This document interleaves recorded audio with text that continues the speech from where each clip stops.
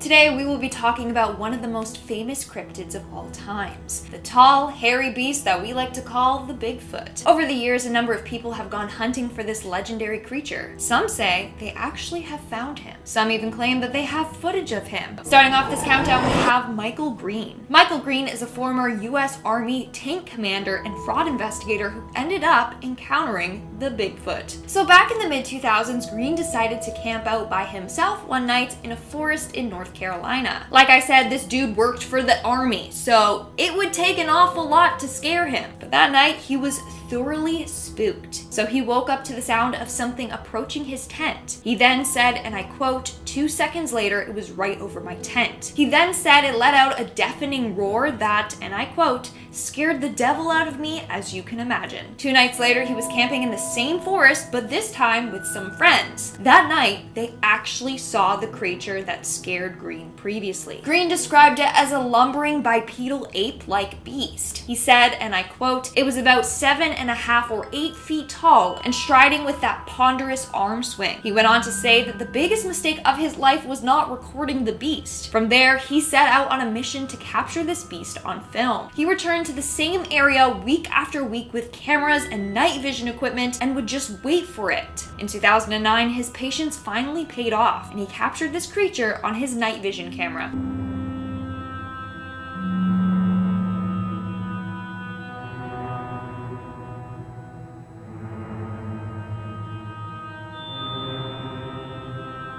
Coming in at number 4, we have the cabin on the lake. This story was shared by a Reddit user on a post talking about real-life encounters with cryptids. According to him, his story takes place a couple of years ago when he was visiting his family's cabin. At this time, the cabin was in a pretty remote area. It wasn't until later on when it started to become more heavily developed. Anyways, one day they decided to go for a picnic in their usual spot. Their picnic spot was at the edge of a very steep hill. At the bottom of the hill was a field that would eventually merge with a large forest. So they were all sitting around and eating their food when they heard a really loud banging coming from the bottom of the hill. So his dad got up and went to investigate. When he did, he saw a massive creature standing on 2 feet, taking large logs and throwing them over his head. Logs were then hitting the tree trunks, which is what was making that loud noise. His mom went over to see and she witnessed this creature as well. So they all packed up and got out there as fast as possible. That's not all though. About 4 years ago, they were having Christmas with his aunt, who would also stay at a cabin in the same area. They were all sharing memories from up there, and that's when his aunt was all like, yo, I have the wildest story. She talked about the time she was picking berries to make jam.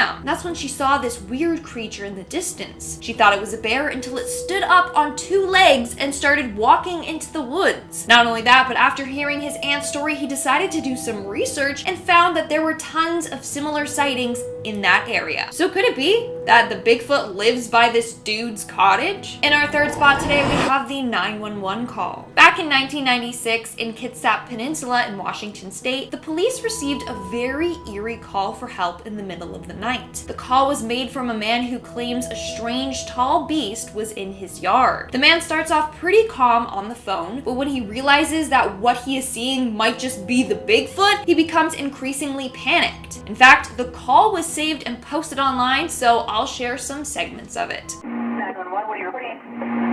With someone or something crawling around out here. Do you see what person or an animal or? I can't tell. All I know is my central light came on and I just happened to glimpse and see this thing running across the yard. A good-sized man, or something that looks like a man. I don't know what it was, just it ran across the yard. So according to the man, he was alerted when the sensor light in his backyard came on and he could see what looked like a creature or a man. He couldn't tell. The man then goes on to explain that his dog was recently killed, which is why he's more on edge, because this creature could be the beast that killed his dog. Then the man starts to panic. He realizes just how big this thing is. He's right. Is he in your yard, sir? Yeah, God, he's big.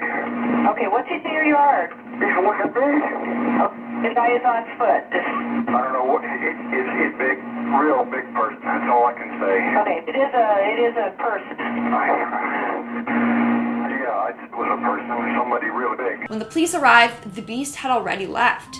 so unfortunately they didn't get to witness it themselves. But a week later, his neighbor also had a similar encounter. They described a big, tall man in all black or covered in black fur lurking in their backyard. Fortunately, this time the police managed to capture a photo of it, but they never released it to the public to see. Moving on to number 2 today, we have the Midnight Bigfoot Man. On April 24th, 2018, a 24-year-old woman who wanted her identity kept a secret had just left a 24-hour gym around midnight. She was headed to her car in the vacant parking lot when she heard a twig snap. She turned around and saw an 8-foot-tall creature covered in gray fur. When she looked at the beast, it turned around and ran right back into the woods.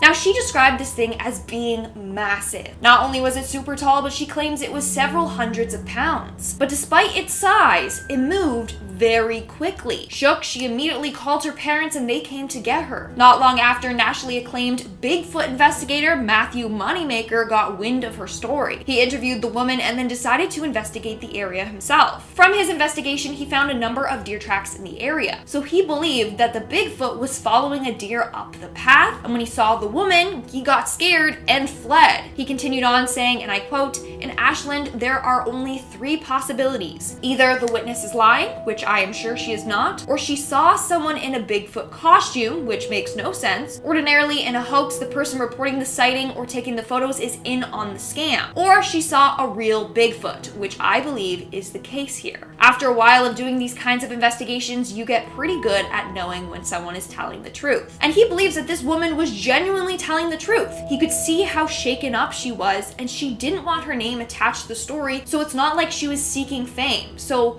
what did she have to gain here? Based on these facts and others, he believes that this woman is telling the truth and did encounter a real Bigfoot. And in our number 1 spot today, we have the Russian Bigfoot. So the Bigfoot is said to mainly live in the wooded and remote areas in Canada and in some areas in the US. But this next encounter is in Russia. So this might just prove that there are Bigfoots living all over the world. And someone let me know, what's the plural of Bigfoot? Is it big feet? Is it Bigfoots? Let me know in the comments below. So back in 2016, a family was driving down a rural road when they caught sight of this weird black creature in the distance. The son in the backseat started recording it, and I guess Bigfoot didn't like that because it began to chase the car.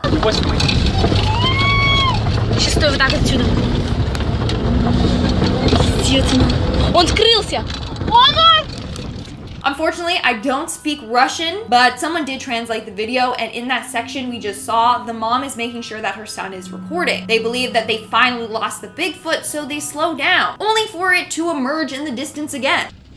Не подходи!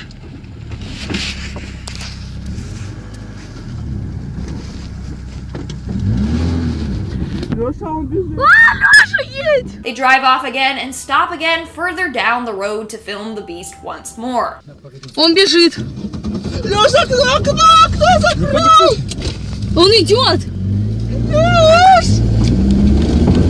Он бежит! That damn thing is running through the fields pretty fast. A couple seconds later, the son decides to roll down his window to get a better shot of it. And that made the Bigfoot even more angry. Camera cuts off with the Bigfoot running directly towards them. According to the couple who made a report after this incident, the creature actually jumped onto their car and broke the glass. But obviously, they weren't recording when that happened. So, what did we learn from this? Number 1, don't mess with the Bigfoot. Number 2, the Bigfoot in Russia are super aggressive. And 3, always keep the camera rolling. Come on, guys. Number 5 on this list is that Bigfoot was a government experiment. The legend of Bigfoot has been circulating around the globe for quite some time now. Some of the earliest records of the creature are from the late 1800s when a British Columbian newspaper wrote about a gorilla type of creature that was wandering around the woods in the area. Since then, the rumors and the lore have exploded and reached an all-time high in the 70s. This was also around the time that the FBI got involved. The American government actually got involved with the investigations that were happening with Bigfoot in the 1970s. Peter Byron, who's a leading expert on Bigfoot,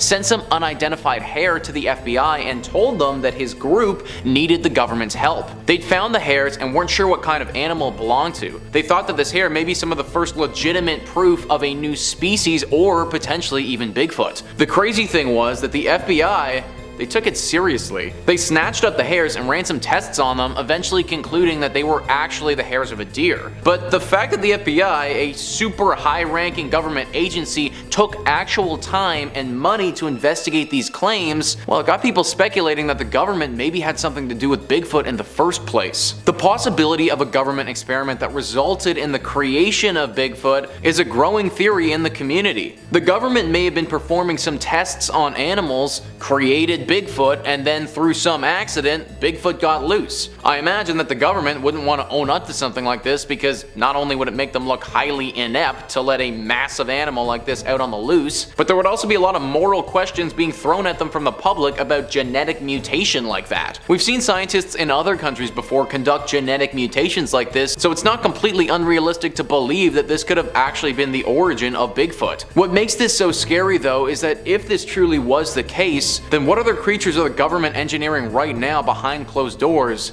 that we don't know about? Number 4 on this list is the Bigfoot species. What's scarier than just one Bigfoot? How about an entire colony of them? Bigfoot has often been depicted as a giant ape-like cryptid that stands anywhere from 6 to 15 feet tall. It stands on 2 legs, can emit a super high-pitched cry that can destroy someone's eardrums, and has a footstep that is roughly 24 inches in length. This massive size also contributes to the reports of its massive strength as well, with most people thinking that it's several times stronger than the strongest bear we have on the planet. All this being said, you certainly wouldn't want to run into this thing in the forest by yourself. The good news is that running into Bigfoot would be pretty hard to do because many people believe that there's only one Bigfoot. There are thousands of forests around the world, and the likelihood of running into the one singular Bigfoot, well, it's pretty slim. However, your odds increase dramatically if, well, there's actually a collection of these creatures. Assuming that Bigfoot wasn't a one-off government experiment, then it's pretty ridiculous for us to assume that there's only one of these creatures. Bigfoot would be a totally new species that we've never seen before, and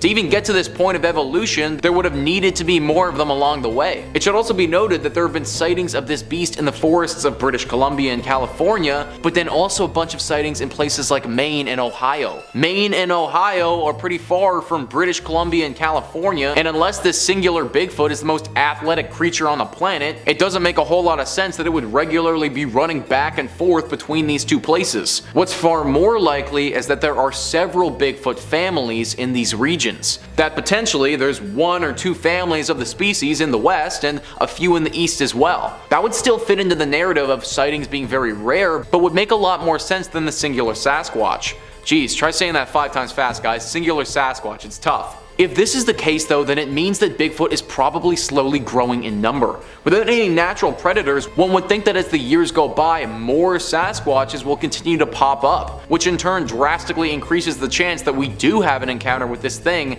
in the forest one day. Number 3 on this list is that Bigfoot is actually a demon. For years, Bigfoot has been talked about as being a creature, a massive mystical ape that may have evolved from gorillas at some point to become what it is now. But this also seems a tad bit far-fetched based on how little sightings there are of it. How is it possible that a creature that's so big hasn't ever been confirmed? The only explanation that I can think of is that Bigfoot's actually a demon. If Bigfoot is actually a mythical demon creature from hell, then it makes sense why we don't have regular sightings of it. It can go between hell and earth whenever it feels like, and potentially has the capability to turn invisible if it wants. If it was a demon, then it would remind me a lot of some of the ancient Greek demon creatures from mythology. Hades' 3-headed dog, Cerberus, comes to mind as a potential comparison. Now, if Bigfoot was actually a demonic creature from hell, then it begs the question, what is it doing here? Well, we may never know that. Sometimes devilish creatures just come to Earth for the sake of coming to Earth. For instance, there's an area called the Devil's Tramping Grounds in North Carolina where it's believed that the devil comes often and dances there. It's possible that Bigfoot does something similar in the forests of North America. It's also possible, however, that Bigfoot is up to some demonic mission. Potentially it's tasked with having individuals go missing in the forest and bringing them back to hell. Or maybe it's just the keeper of these woods and haunts them like a ghost would a house. Whatever the case is, I actually much prefer the idea that Bigfoot is just a big ape that has evolved. The second that we start throwing in the idea of a demon, he gets way more dangerous in my opinion. Number 2 on this list is the Bigfoot Curse. We've talked already in this video about how Bigfoot could have been an experiment done by the government, or maybe just a product of evolution, but what if there's an actual curse that's going on here? Some of the First Nations who were around during the beginning of the Bigfoot legend believed that Bigfoot was actually a man that had been turned into this hunking hairy beast and had been given special powers and abilities. These powers and abilities, though, were at the cost of his human appearance, memories, and ability to communicate with our species in general. They worried that this curse could be passed on, and that if you didn't respect the forest, that this curse may find you next. This curse legend also sort of started the association with Bigfoot and environmental care.